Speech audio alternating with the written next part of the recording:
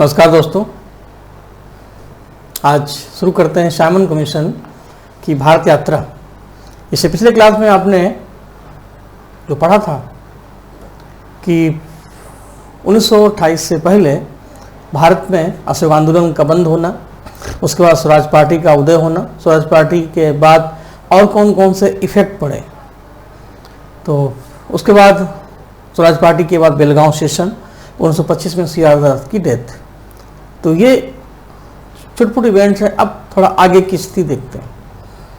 Simon commission Bharat में क्यों आया और साइमन कमीशन के पीछे की वजह क्या थी, वो आगे के इफेक्ट क्या थे। ये 1928 का भारत है। इधर गांधी जी का आंदोलन क्लोज हो चुका था, स्वराज पार्टी बन चुकी थी, भारत में क्रांतिकारी आंदोलन सक्रिय थे। तो इसी उद्वेलबिन में भारत में संवैधानिक सुधारों के लिए for constitutional reforms the visit of Simon commission are very important. Simon commission का मेन मोटो था भारत में जो नया संविधान बनाना था, नया कानून बनाना था, नया अधिनियम बनाना था, उसके लिए एक बेहतर माहौल बनाना और जो कानून बन चल रहा है अधिनियम 1919 उसकी जांच करना, समीक्षा करना, इंक्वायरी करना। तो ये था साइमन कमीशन। तो ठीक इतनी बातें बताने के बाद अब आइए शुरू करते हैं, लिखते चलते हैं, समझते चलते हैं। सबसे पहला पॉइंट तो बनेगा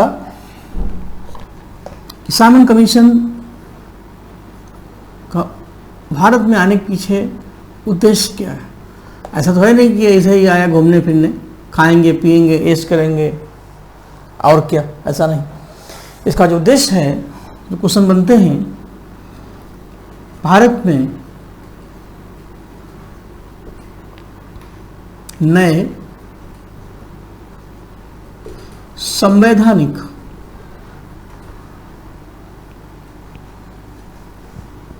सुधारों के लिए for new constitutional reforms in India. और इसमें क्या था, इसमें दो बातें थी। सबसे पहला था अधिनियम 1919 जिसको कहते हैं मॉन्टेग्यू-चेम्सफोर्ड सुधार।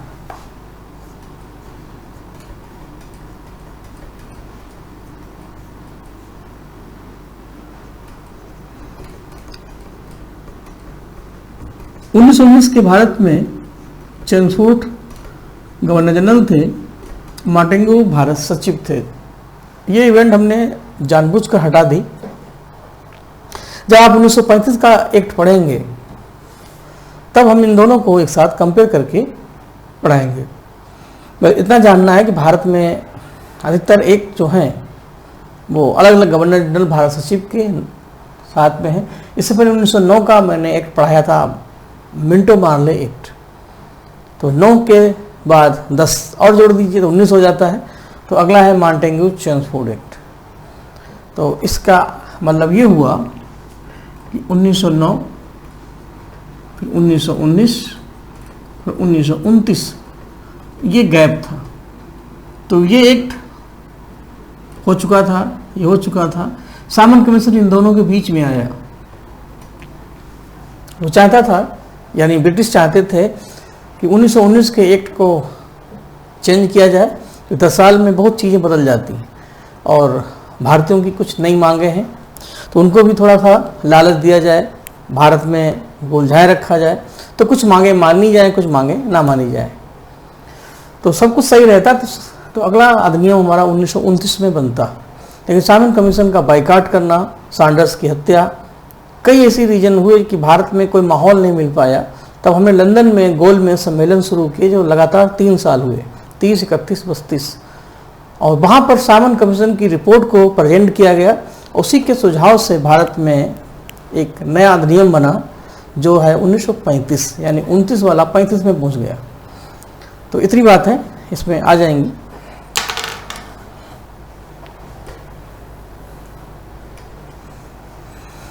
तो भारत में नए संविधान सुधार के लिए तो सुधार क्या थे, अधिनियम 1919 की समीक्षा करना,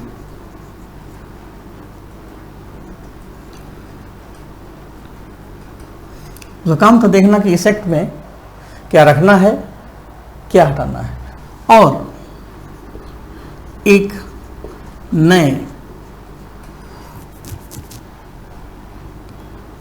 अधिनियम या सुधारों के लिए एक बेहतर माहौल बनाना, भारतीयों को भरोसे में लेना। उद्देश्य तो अच्छा था और हर भारतीय ने इसका वेलकम भी किया, लेकिन साइमन कमीशन के सातों मेंबर अंग्रेज थे, ब्रिटिश थे, जो भारत में पहली बार आ रहे हैं। अब वो भारत के बारे में जानते नहीं, भारत के कॉन्स्टिट्यूशन सिस्टम क्या है, भारत की कल्चर कैसी है, भारत का संस्कृति कैसा है। बस आए, वो अपने हिसाब से चीज़ों को जज किया। अगर उसमें सपोज करिए कोई भारतीय होता, कोई सीनियर सिटीजन होता कांग्रेस की तरफ से या किसी भी तरफ से, तो हम अच्छा सजेशन दे सकते थे। आप इसको प्रैक्टिकल तरीके से समझें। जैसे आपके घर में कुछ संवैधानिक सुधार होने हैं, बड़ा घर है आपका, तो बच्चों की मांग है कि अब सुबह नाश्ते में ये होना चाहिए, शाम को खाने में ये होना चाहिए, तो झगड़ा ना हो इसके लिए हम क्या करते हैं, 7 बाहर के लोग बुला लेते हैं। घर का उसमें कोई मेंबर नहीं रहता है, अब वो लोग आपके घर में ही पहली बार आ रहे हैं जिनको आप कभी जानते नहीं, तो जब वो आएंगे तो वो ना आपसे मेनू पूछेंगे ना कुछ पूछेंगे, अपने हिसाब से कुछ ये तय कर देंगे कि सुबह नाश्ते में ये बनेगा, शाम को खाने में ये बनेगा, 2 दिन बनेगा ही नहीं। तो क्योंकि आपके मेंबर घर का कोई मेंबर था नहीं, तो वो जो बनाएंगे वो आपको थोपेंगे, आप चले जाएंगे, तो इसका विरोध करेंगे। हमने भी यही किया। साइमन कमीशन का विरोध इसीलिए हुआ कि इसमें there was no any Indian member, कोई भारतीय सदस्य नहीं था। यही वजह थी, जहाँ जहाँ गया वहाँ इसको लोगों का विरोध फेस करना पड़ा। तो आगे बढ़ते हैं। साइमन कमीशन का गठन 1927 में हुआ और इंडिया विजिट उसकी फरवरी 1928 में हुई और भारत यात्रा 2 बार हुई।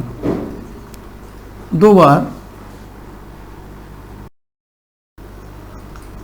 साइमन कमीशन भारत में आया। फरवरी में आया था, फिर ये रिपोर्ट लेके चला गया, फिर सितंबर अक्टूबर में फिर आता है और इस आधार पर इसकी भारत यात्रा 2 बार हुई, ट्वाइस, और 5 ये बना। गठन तो 27 में ही हो गया था ब्रिटिश की तरफ से। आगे बढ़ते हैं।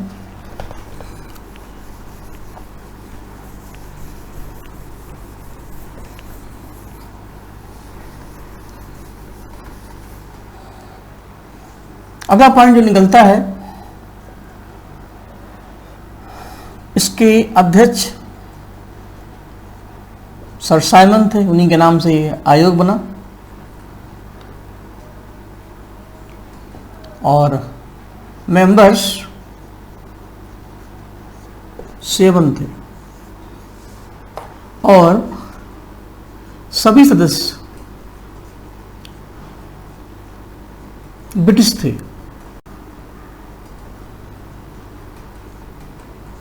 इसलिए इसको हम श्वेत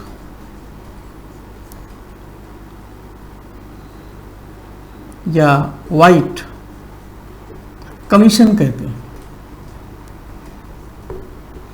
कि सभी सदस्य अंग्रेज थे, तो उनके नाम लिखवाने की जरूरत नहीं पड़ेगी। तो साइमन कमीशन में कितने मेंबर थे, तो 7 से 7 और 7 से साइमन। कुछ लोगों ने इसका विरोध किया, कुछ लोगों ने इसका सपोर्ट किया। विरोध करने की वजह भी मैंने बताई। तो लाहौर, लखनऊ, आपका जो मेन प्लेस थे, जहाँ जहाँ साइमन कमीशन गया तो उसको विरोध फेस करना पड़ा। तो साइमन कमीशन का विरोध सभी पार्टियों ने किया, कांग्रेस ने भी किया मुस्लिम लीग ने भी किया, क्योंकि इसके लिए कोई तैयार नहीं था। और इसी विरोध में लाहौर में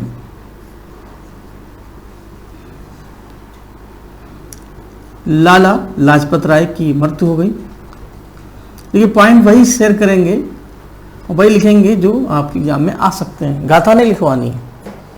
तो बस आप अपनी अच्छी अच्छी बुक्स को पढ़ें और जो एग्ज़ाम ओरिएंटेड है, खाली अगर ओरल ही में बोलूँगा तो फिर आप सुनेंगे और मिस हो जाएंगे। इसलिए चीज़ों को लेते हुए चलिए, परोसते हुए चलिए, खाते भी चलिए और डाइजेस्ट भी करते चलिए। अब आप सबको पता है कि लाहौर में सामन कमीशन के विरोध में लाठी चार्ज हुआ। इसके लिए आप कोई भी मूवी देख सकते हैं। अगर आप सिनेमा के शौकीन हैं तो साहित्य जैसे समाज का दर्पण है और सिनेमा चूँकि समाज से जुड़ा है तो समाज की जो प्रॉब्लम्स हैं वो सिनेमा में दिखाई पड़ती हैं। तो भगत सिंह की जितनी भी मूवी हैं या जो इंडियन स्ट्रगल से संबंधित मूवी हैं उसमें क्रांतिकारी आंदोलन, गांधी जी आंदोलन या उस समय की भारत की एक जीवंत तस्वीर है। तो आप जैसे लेजेंड ऑफ भगत सिंह दे सकते हैं, 23 मार्च शहीद दे सकते हैं, मनोज कुमार की शहीद देख सकते हैं। सब में साइमन कमीशन के विरोध को पिक्चराइज किया गया। तो लाठीचार्ज हुआ था, भगत सिंह भी उसमें शामिल थे क्योंकि लाला जी ने भगत सिंह को बुलाया था और लोगों ने विरोध भी किया। भगत सिंह जैसे युवाओं को आप बुलाएंगे तो उन्होंने प्रॉमिस किया था कि आप शांत रहेंगे और शांतिपूर्वक विरोध करेंगे। तो काफ़ी रिस्पेक्ट करते थे भगत सिंह लाला जी का। तो लाहौर में जब लाठीचार्ज हुआ तो लगातार सिर पर एक ही जगह चोट पड़ने से काफ़ी ब्लडिंग हुई। भगत सिंह देख कर भी कुछ कर नहीं सके क्योंकि वो वचन दे चुके थे, देकर के बाद में उनकी डेथ हो गई और सारप की लाठी से उनकी जाने गई क्योंकि लगातार बार बार चोट होती रही। तो बाद में भगत सिंह ने इसका बदला लिया सैंडर्स मर्डर से। मारना तो वो सारप को चाहते थे लेकिन धोखे से सैंडर्स मर गया और इसी आधार पर भगत सिंह को भी अरेस्ट किया गया आगे और सैंडर्स मर्डर केस की जांच के आधार पर लाहौर मर्डर केस में उनको फांसी दी गई। तो इसकी जड़ें सामन कमीशन से ही निकलती। ना कमीशन आता, ना इसका विरोध होता, न लाला जी की डेथ जाती होती, न भगत सिंह, क्योंकि Sanders go back, Sanders go back, इस गो बैक में लाला जी भी हो गए गो बैक, भगत सिंह ने सैंडर्स को कर दिया गो बैक। तो इस आधार पर लाहौर में लाला जी की मृत्यु हुई।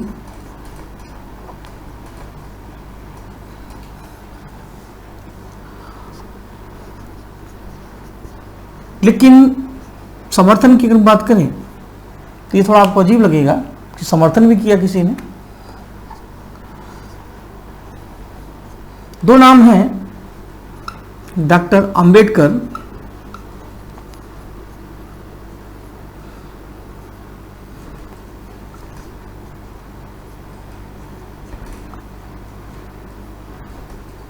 और मोहम्मद शफी। इन्होंने सामन कमीशन का सपोर्ट किया। ये बहुत इंपॉर्टेंट सेक्शन है, इससे क्वेश्चन आते हैं। पहले अब इसमें बिना पूरी बात जाने हम अपने तरीके से चीज़ों को सही गलत जन्म इसको मान लेते हैं। तो डॉक्टर अंबेडकर ने क्यों सपोर्ट किया ये समझना जरूरी है। देखिए मोहम्मद शफी जो हैं वो मुस्लिम लीग के मेंबर हैं और जब जिन्ना ने कांग्रेस के साथ इसका विरोध किया तो शफी ने अंबेडकर के साथ सामन कमीशन का सपोर्ट किया। क्यों किया? क्योंकि डॉक्टर अंबेडकर संविधान के मेकर हैं, कानून के बेस्ट स्कॉलर हैं।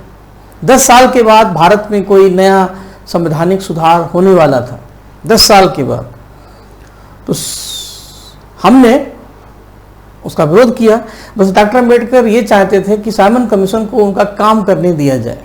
भले ही मान लीजिए 7 विदेशी हैं, आपके घर का सलूशन निकालने आए हैं, आपके घर का मेनू बनाने आए हैं, तो उनको करने दीजिए। अब आप इसी को सोचेंगे कि इसमें गोरे हाथ हैं, नहीं खाएंगे नहीं खाएंगे, तो आप बिना उनका मेनू जाने, बिना उनका सुधार देखे हम इसलिए विरोध करें कि वो गोरे हैं तो थोड़ा सा जी है। बिल्कुल वैसे ही जैसे वो भाई 7 लोग आपके घर में आए और किचन में चले जाएं और हमें केवल इतना देखना है कि बना क्या रहे हैं, चलो बनाओ तो देखते हैं। अगर वो आपकी डिश बनाते हैं जो आपको पसंद है, जो आपको सूट करती हो, जैसे बिरयानी है, बाटी चोखा है, दाल चावल है, खिचड़ी है, तहड़ी है, पनीर मटर, तब तो आप उसको एक्सेप्ट करें। लेकिन कोई उठ पटांग डिश बनाते हैं जो आपने कभी देखी नहीं, ऐसा कोई कानून बनाएं जो आपको लगता है गलत है, तब आप उसका विरोध करें। केवल इसलिए कि गोरे हाथ वापस जाओ, गोरे हाथ वापस जाओ, भूख लगी लेकिन खाएंगे नहीं, ये थोड़ा सा जल्दबाजी है। तो डॉक्टर अम्बेडकर यही चाहते थे कि साइमन कमीशन को उनका काम करने दें, देखें तो बनाते क्या हैं। तो बिना कुछ देखे ही हम, बस किसी ने कहा कि कौवा नाक ले गया, कौवा नाक ले गया, हम नाक नहीं देखे, कौवा देख रहे हैं। तो ऐसा कभी कभी होता है, जैसे भेड़ चाल होती है, विरोध करते हैं तो वो लोग केवल शौक में विरोध का सपोर्ट तो करते हैं, लेकिन बाद में पता चलता है कि गलती हो गई उसमें। अब इसी हादसे में लाला जी की डेथ हो गई। अगर ऐसा होता, लेकिन आंदोलन जब होता है उसमें कुछ लूज पॉइंट भी होते हैं और यही इतिहास है, इसमें कुछ हम कर नहीं सकते, लेकिन जो हो चुका है उससे सीख तो जरूर सकते हैं। तो कुल मिलाकर के साइमन कमीशन की इतनी कहानी है, जो उसमें क्वेश्चन बन सकते थे। अब आगे बढ़ते हैं। साइमन कमीशन जब भारत में आने वाला था और जो पहले ही पता चल गया था इसमें कोई भारतीय नहीं है, तो लोगों ने इसका अपने स्तर पर विरोध करना शुरू भी किया। उस समय भारत सचिव जो थे वो लॉर्ड बर्केनहेड थे, जो इंडिया के सेक्रेटरी थे। जब हमने विरोध करना शुरू किया और इधर फरवरी में साइमन कमीशन भी आ गया था, तो हम चाहते थे कि ये कमीशन लौट जाए, तो हमने इसका विरोध किया। तो फिर अंग्रेजों ने हमें एक चैलेंज दिया। तो लॉर्ड बर्केनहेड ने भारतीयों से कहा, देश में संवैधानिक सुधार तो होंगे ही, कोई ना कोई अधिनियम बनेगा ही, नए सुधारों की आवश्यकता है, तो हमें हमारा काम करने दें। साइमन कमीशन आ रहा है, आप उसको उसका काम करने दें और अनावश्यक विरोध ना करें। और अगर आप में दम है तो आप बना के दिखा दें, आप में दम है नहीं, क्योंकि ब्रिटिश भारतीयों को बेवकूफ़ समझते थे, जबकि हम थे नहीं। जो भारत की बुद्धिमत्ता को पूरा विश्व लोहा मानता है। तो इस आधार पर Lord Birkenhead gave a challenge to Indian for making the constitution। Birkenhead ने चैलेंज दिया भारतीयों को, एक नया संविधान बनाने की खुली चुनौती दी। हम कह सकते हैं कि वो जोश बोल दिए, हम पूरे होश में थे, मौका केवल खोज रहे थे, एक ऐसी बात देखना चाहते थे जो थोड़ी सी हमारे लायक हो, हमने उसको उठा दिया और यही हुआ। उस चैलेंज को मोतीलाल नेहरू और उनकी टीम ने उठाया। भाई मोतीलाल नेहरू जो कांग्रेस पार्टी छोड़कर स्वराज पार्टी बना चुके थे, लेकिन फिर वो कांग्रेस के साथ शामिल हो गए। अब इससे पहले आपने देखा था बेलगांव अधिवेशन हुआ था और गांधी दास पैक्ट भी हुआ था। दोनों ने एग्रीमेंट किया था कि हम अपने अपने तरीके से अंग्रेजों का विरोध करेंगे, यानी गांधी जी के कहने से दोनों लोग शामिल नहीं हुए। हमने आपको दोहा भी सुनाया था कि दास धागा प्रेम का मत तोड़ो चटका है। लेकिन यहाँ पर क्यों मिल गए? यहाँ पर इसलिए मिल गए कि कोई भारत की रिस्पेक्ट पर, अस्मिता पर, अखंडता पर, सेकुलरिज्म पर चोट करता है तो हम एक हो जाते हैं। जैसे कारगिल अटैक हुआ, हमारे सैनिकों पर कोई हमले होते हैं तो हम ये नहीं देखते कि हम हिंदू हैं, मुस्लिम हैं, सिख हैं, ईसाई हैं, अमीर हैं, गरीब हैं, हम सब एक हो जाते हैं। हिंद देश के निवासी सभी जन एक हैं, माना अनेक हैं। हम खंड खंड हैं लेकिन पहले तो अखंड हैं। सबसे बड़ी बात है भाई भाई में ना पड़ती हो, ना विचार मिलते हो, अलग अलग रहते हैं, लेकिन कोई पिता को गाली देता है, उस पर कोई उंगली उठाता है तो हम एक हो जाते हैं। हमारे साथ यही है, यही हमारी भारत की संस्कृति है, यही हमारी विशेषता है। इसलिए अनेकता में एकता हमारी सबसे बड़ी शक्ति है। उंगलियां अलग अलग हैं लेकिन मिल जाते हैं तो फिर ये हो जाता है संघ। यही हुआ। तो साइमन कमीशन के जस्ट बाद अगली जो हमें इवेंट मिलेगी, अगला माइलस्टोन, वो है नेहरू रिपोर्ट। नेहरू का मतलब यहाँ है मोतीलाल नेहरू। और वो रिपोर्ट कॉन्स्टिट्यूशन में भी है, उसमें भी है, दोनों साथ साथ चल रहे हैं क्योंकि इसके बाद कॉन्स्टिट्यूशन की बारी है। तो नेहरू रिपोर्ट वो भारतीयों का पहला कॉन्स्टिट्यूशन कहा जाता है, क्योंकि हमने संविधान बनाने की कोशिश तो की। संविधान की बिल्डिंग का भूमि पूजन अंबेडकर जी ने किया क्योंकि उन्होंने इसको बनाया, लेकिन सबसे पहले उसकी पटकथा मोतीलाल नेहरू ने लिखी। कि हम भी कर सकते हैं। वो जोश जज्बा वहाँ से मिला और उसी के आधार पर अम्बेडकर और उनकी टीम ने बना के भी दिखा दिया। तो हम समय न लास्ट करते हुए अगले इवेंट पर आते हैं। आप भी तैयारी कर लीजिए और अगली हेडिंग डालिए, नेहरू रिपोर्ट अगस्त 1928।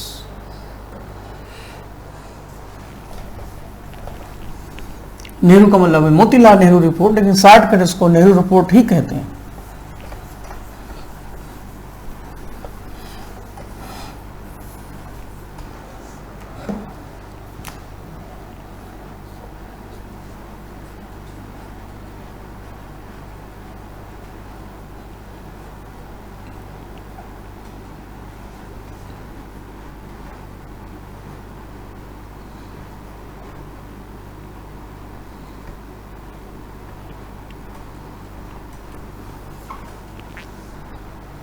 फरवरी के बाद अगस्त। अपनी रिपोर्ट क्या है, क्यों बनी, कौन इसके अध्यक्ष थे, कितने इसके मेंबर थे और क्या इसकी मेन विशेषताएं हैं। अब इनमें से इस तरीके से क्वेश्चन पूछे जा सकते हैं। तो आइए शुरू करते हैं। नेहरू रिपोर्ट की क्या है विशेषता, क्या है इसका नेचर। इसको बोलते हैं फर्स्ट कॉन्स्टिट्यूशन ऑफ इंडियन, भारतीयों का पहला संविधान।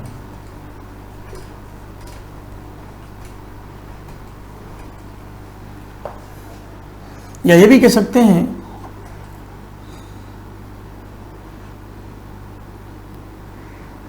भारतीयों द्वारा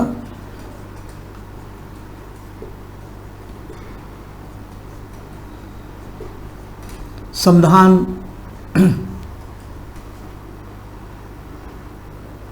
बनाने की प्रथम या पहली कोशिश, first attempt for making the constitution why Indian. शब्द चयन हम बिल्कुल देशी कर रहे हैं, व्यवहारिक कर रहे हैं, प्रैक्टिकल, क्योंकि शब्दों का आडंबर नहीं दिखाना है। बस वो वर्ड्स हों जो आपकी ज़िंदगी में रोज आते हों, रोज़मर्रा की ज़िंदगी में। जब भाषा बहुत परिष्कृत, प्रशिष्ट और परमार्जित हो जाती है तो वो समय से बाहर हो जाती है। इसलिए आप हिंदी में तद्भव तत्सम पढ़ते हैं। हम वही वर्ड्स यूज करते हैं जो व्यवहारिक होते हैं, और शुद्ध कसे हुए शब्द बोलेंगे जो तत्सम के संस्कृत के, तो विषय हाथ से निकल जाएगा। आप कभी नहीं बोलते हैं कि राम कुत्र गच्छति, अभी बोलते हैं राम कहाँ जा रहे हो। तो शब्द अब इंग्लिश में भी वही है, हिंदी में भी वही है। First attempt for making the constitution by Indian, ये हमारा पहला संविधान था। ये इसकी विशेषता है। नेहरू रिपोर्ट का रीजन क्या है, कारण क्या है।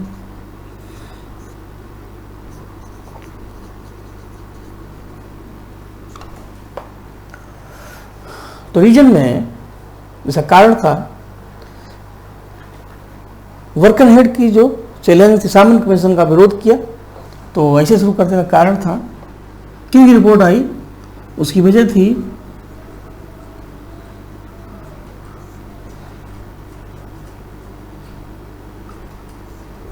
साइमन कमीशन का विरोध। जब विरोध किया तो इंडियन सेक्रेटरी, भारत सचिव, वर्किंग हेड की संविधान बनाने की चुनौती, जो चैलेंज दिया था भारतीयों को,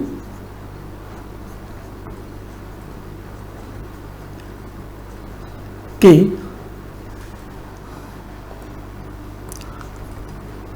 प्रत्युत्तर में, यहां पर प्रतिधन उत्तर है, या चुनौती के जवाब में एक और वर्ड्स है अरबी फारसी उर्दू का, के जवाब में है। वर्कन हेड के एक्शन में ये रिएक्शन है, उनकी क्रिया की ये प्रतिक्रिया है। उन्होंने कहा दम है, हमने कहा कायदे से है, पूरी है। आप हुक्म तो दो, हम तैयार बैठे हैं, हम तो तैयारी बैठे हैं।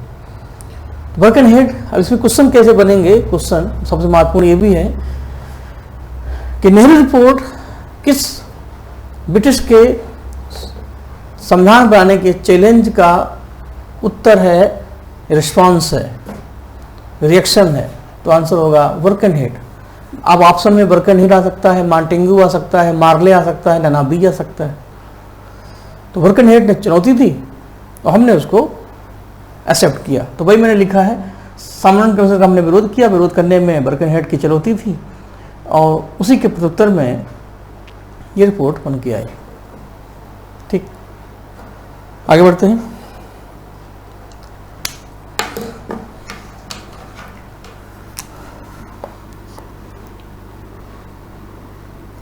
अध्यक्ष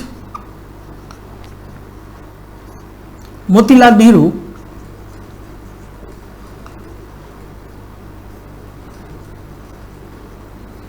इस रिपोर्ट के सेक्रेटरी सचिव थे इनके पुत्र जवाहरलाल नेहरू।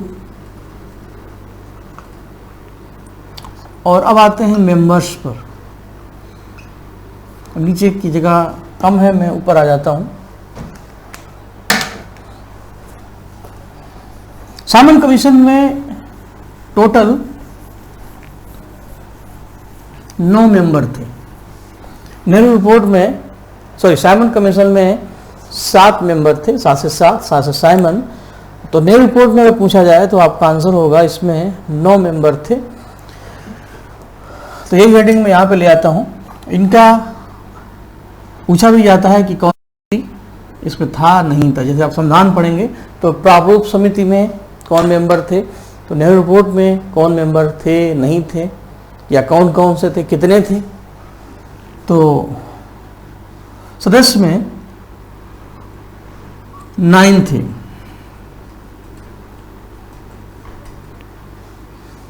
अध्यक्ष को मिलाकर के 10 लोगों की टीम थी, यानी टोटल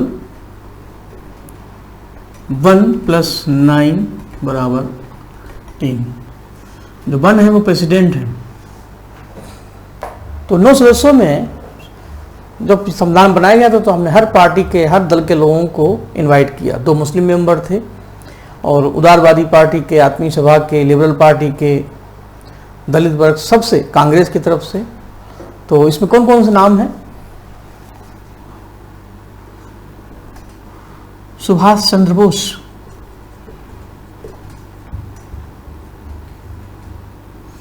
और इसके आधार पर जो नहीं है वो आपको तैयार हो जाएंगे। अगला नाम है शोएब कुरैशी, ये मुस्लिम मेंबर हैं। यह शोएब अख्तर है, वैसे शोएब कुरैशी। अली इमाम,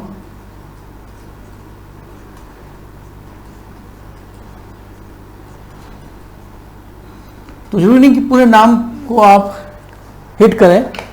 तो सलाह यही है कि जो निकनेम है उनको दिमाग में रखें। बोस, कुरैशी, इमाम।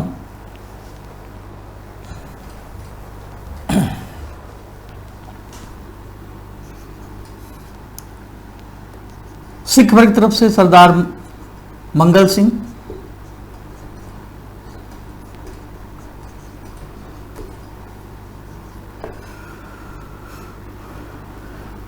MS अणे,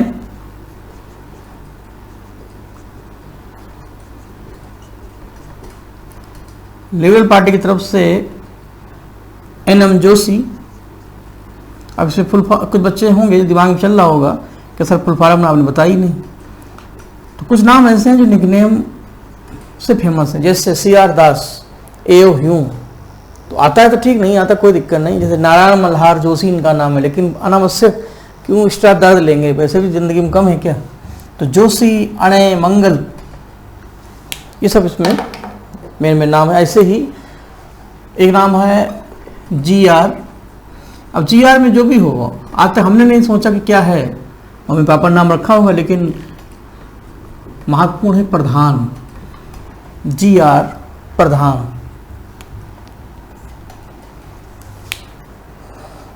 ये हो गए 7 नाम। इसके अलावा सप्रू, तेज बहादुर सप्रू,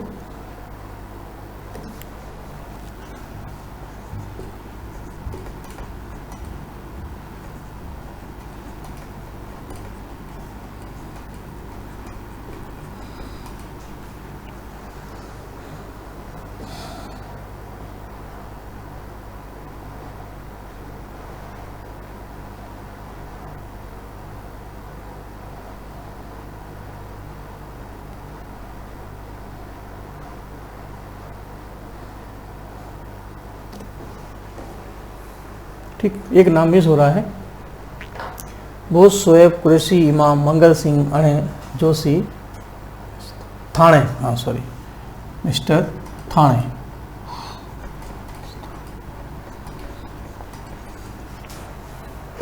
अब क्रम आप कोई भी रखें, जैसे अणे, थाणे, कुरैशी, इमाम, ये मुस्लिम मेंबर हैं, तो मंगल, प्रधान, सप्रू, थाणे, तो अपने हिसाब से क्रम बना सकते हैं। मंगल, प्रधान, सप्रू, थाणे, कुरैशी, इमाम, अणे, थाणे, या जोशी।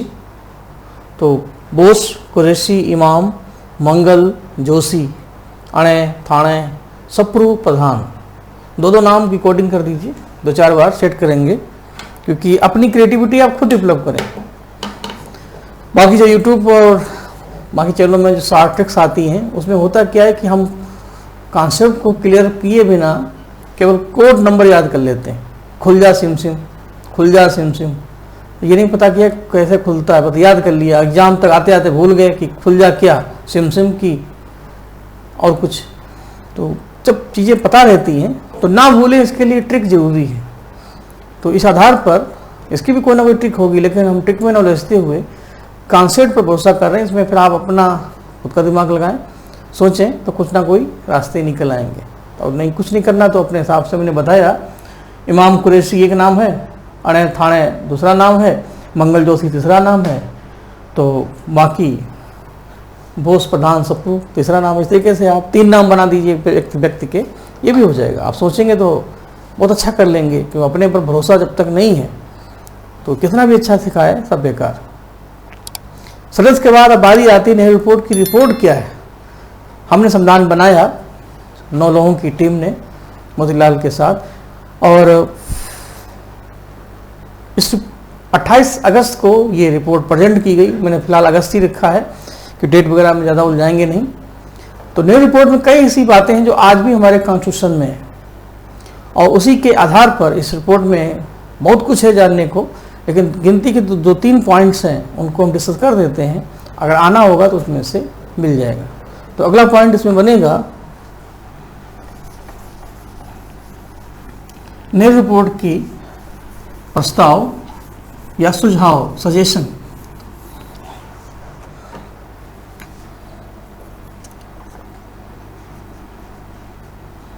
या इसकी विशेषताएं।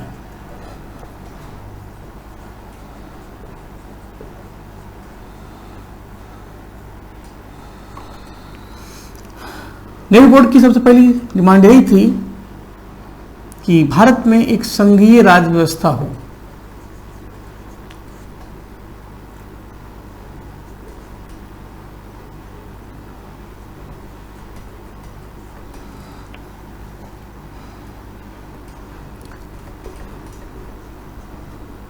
कि 1928 तक के भारत में अब संघ जैसी कोई चीज नहीं थी। राज्य अलग थे, केंद्र अलग थे, लेकिन नेहरू रिपोर्ट यही चाहती थी कि भारत एक परिवार जैसे हो, और जितने भी राज्य हैं केंद्र के साथ मिलकर वैसे ही काम करें जैसे आज हर राज्य की सरकार करती। जैसे आज देखिए केंद्र है, तो केंद्र में रामनाथ जी हैं, राष्ट्रपति हैं, प्रधानमंत्री हैं। तो जितने भी स्टेट्स हैं, जो राज्य हैं, तो राज्य में राज्यपाल हैं, गवर्नर हैं, और इनकी सहायता के लिए मुख्यमंत्री है। केंद्र में राष्ट्रपति हैं, तो इनकी सहायता के लिए प्रधानमंत्री है। जितने भी राज्य हैं, चाहे वो राजस्थान हो, चाहे वो बिहार हो, हर राज्य केंद्र से अटैच है, क्योंकि पुल जो है वो राज्यपाल का है। और राज्यपाल के माध्यम से राज्य की डोर, राज्य अगर एक पतंग है तो उसकी चरखी राष्ट्रपति के हाथ में है और धागा राष्ट्रपाल के हाथ में है। और जब संवैधानिक स्थिति के आधार पर कोई राज्य काम नहीं करता है तो अनुच्छेद 356 रूपी कैंची चला दी जाती है। तो ये एक संघीय व्यवस्था है, हर राज्य केंद्र के साथ जुड़ा है। और हम भी यही मांग कर रहे थे कि आप प्रांतों में भारतीयों को स्वायत्तता दें, अब प्रांतों में चुनाव कराएं, हमारी अपनी सरकार हो। ब्रिटिश प्रांतों में हम अपनी रिस्पॉन्सिबिलिटी को निभाएंगे, केंद्र आप देखो जैसे आज है, आज योगी जी यूपी को संभाल रहे हैं, यहाँ के संसाधनों का यूटिलाइज कर रहे हैं, तो यूपी की जनता इनके प्रति रिस्पॉन्सिबल है, वो हमारे प्रति रिस्पॉन्सिबल है। बिहार में अलग हैं तो बंगाल में ममता जी हैं, गुजरात में कोई दूसरा है, पूरे भारत में मोदी जी हैं। तो इस तरीके से संघीय व्यवस्था है, इसकी मांग की, इसका विकास 1935 के एक्ट में आपको मिलेगा। आज भारत है राज्यों का एक संघ, अनुच्छेद 1 यही कहता है, India is the union of states. तो इसकी शुरुआत हो चुकी थी। इसी रिपोर्ट में यह भी कहा गया कि फंडामेंटल राइट्स या मौलिक अधिकारों का विकास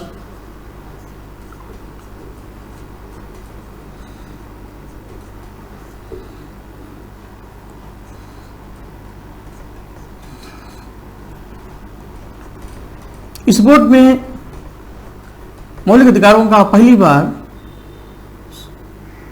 सुझाव आया या प्रयोग हुआ। हमारे कोई ह्यूमन राइट्स नहीं थे आज जैसे हैं, हम एक उपनिवेश से गुलाम भारत में रह रहे थे।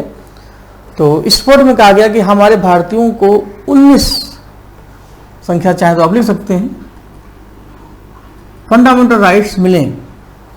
तो मूल अधिकार आज संविधान के लेसन 3 में है।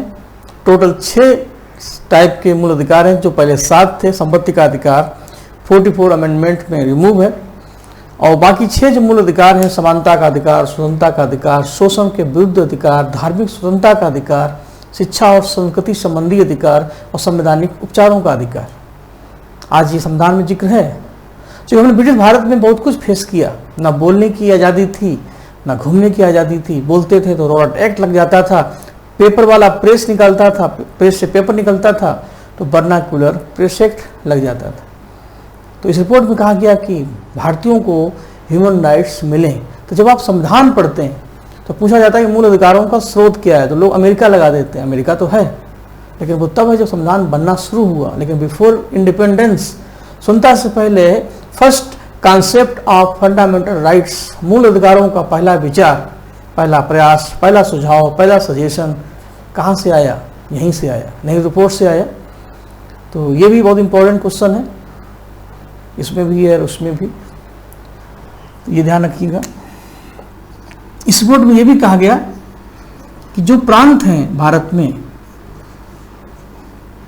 उनको बनाने में, उनको तैयार करने में, उनका गठन करने में भाषा एक प्रमुख आधार होगा। भारत के राज्यों का पुनर्गठन करने में लैंग्वेज एक प्राइमरी फैक्टर होगा, यानी state reorganisation by language base, ये सुझाव था। और यही इसका इफेक्ट ये पड़ा। हमारा पहला भाषाई राज्य सबको पता है आंध्र प्रदेश है, first language state Andhra Pradesh 1953।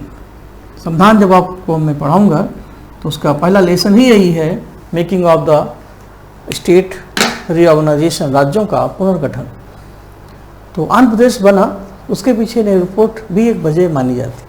इसके अलावा और भी कई विषय हैं जो मैं ओरल आपको बता देता हूं, जैसे शक्तियों का विकेंद्रीकरण हो जाए, केंद्र की अलग, अब संघीय सिस्टम आएगा तो कुछ पावर केंद्र के हाथ में आ जाएगी, कुछ राज्यों के हाथ में आ जाएगी। अवशेष शक्तियां जो बची हुई वो केंद्र के पास हो जाएंगी।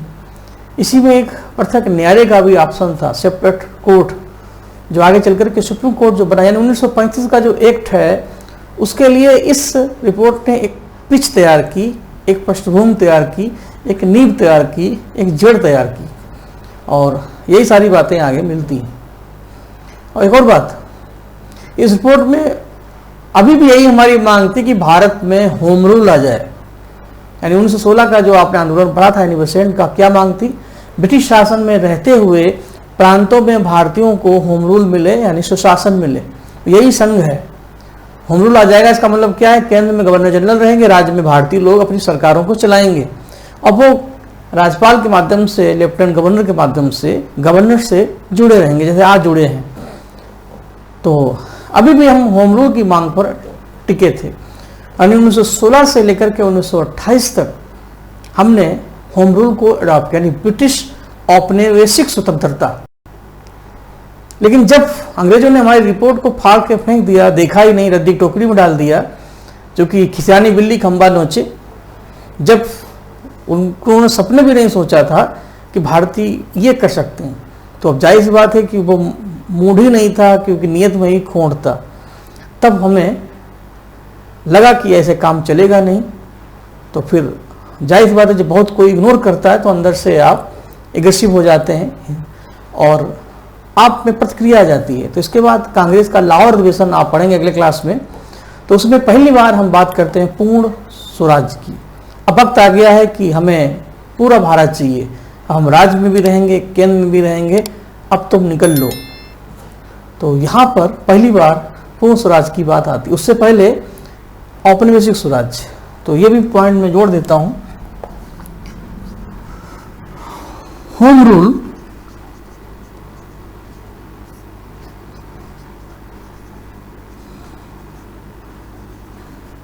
की मांग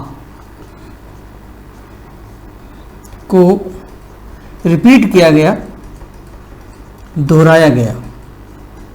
अब होम रूल के लिए आप 1916 का आंदोलन दोबारा देख लें। यानी होम रूल की मांग 1916 से 1928 तक रही। एनिवर्सेंट और तिलक ने इस मांग को शुरू किया था और तिलक की डेथ हो जाती है 1920 में। तो 1928 तक के भारत में होम रूल की मांग होती है। फिर धीरे धीरे लोहा गर्म होता है। लाहौर अधिवेशन में जब आप पढ़ेंगे, अगले क्लास के लिए हम तैयारी कर लें, लाहौर अधिवेशन में पूर्ण स्वराज की मांग होगी। उसको पूरा करने के लिए 26 जनवरी एक दिन फाइनल किया जाता है और हम अपने संविधान को 26 जनवरी को ही इसलिए एक्सेप्ट करते हैं, क्योंकि 1930 से लेकर के 1947 तक हम लगातार 18 साल 26 जनवरी को ही स्वतंत्रता दिवस मनाते आए। तो हमारा पहला इंडिपेंडेंस डे 15 अगस्त नहीं था, 26 जनवरी था 1930। तो इस आधार पर ये रिपोर्ट का इम्पोर्टेंस है। तो ये 2-4 क्वेश्चन इसमें आ सकते हैं। तो मेरे हिसाब से जितना आ सकता है वो मैंने सारा क्लियर कर दिया। अब आप चाहें डिटेल से पढ़ें या इस पर भरोसा कर सकते हैं कि जितने भी वनडे एग्जाम हैं उसमें सारी चीज़ें इसी टाइप की आती। बस प्रेजेंटेशन पूछने का तरीका थोड़ा सा कम ज़्यादा हो सकता है, तो लेकिन नॉर्मली क्वेश्चन ऐसे ही रहेंगे। अब 28 के बाद अगली जो जर्नी होगी वो 1929 के भारत की। कांग्रेस का लाहौर अधिवेशन पढ़ेंगे। लाहौर अधिवेशन में ही ये तय हो जाएगा कि अगला आंदोलन हमें करना पड़ेगा, क्योंकि 1922 से कोई जन आंदोलन नहीं हुआ। महात्मा गांधी राजनीति की पिच से हट चुके हैं। उस पिच पर क्रांतिकारी आंदोलन खेलने लगे और क्रांतिकारी आंदोलन में इधर काकोरी कांड हो गए, फिर सैंडर्स मर्डर में भगत सिंह की टीम अरेस्ट हो गई, फिर इधर रिपोर्ट में अंग्रेजों ने रिपोर्ट को कोई रिस्पेक्ट नहीं दिया। अब बची कुची कसर लॉर्ड इरविन जो उस समय गवर्नर जनरल थे, उन्होंने नमक पर टैक्स लगा दिया। गांधी जी को भी एक मुद्दा चाहिए था, रोलाटेट का जैसे मुद्दा मिला था, तो नमक तो एक बहाना था गांधी को दोबारा राजनीतिक पिच पे आना था। तो नमक के मुद्दे पर उन्होंने अपना दूसरा इनिंग शुरू किया और लाहौर अधिवेशन में ही एक नया आंदोलन शुरू हो गया, सबने अवज्ञा आंदोलन, सिविल डिसोबीडियंस मूवमेंट, जिसकी शुरुआत गांधी जी दांडी मार्च से करते हैं। यानी 1930 से यहाँ से हम एक नया हाईवे पकड़ लेंगे। तो देखते देखते हम आज़ाद भी हो जाएंगे और एक बड़ा सेक्शन कंप्लीट हो जाएगा। और इसी आधार पर उम्मीद करते हैं कि नेक्स्ट मुलाकात फिर करते हैं। सभी लोगों को नमस्कार।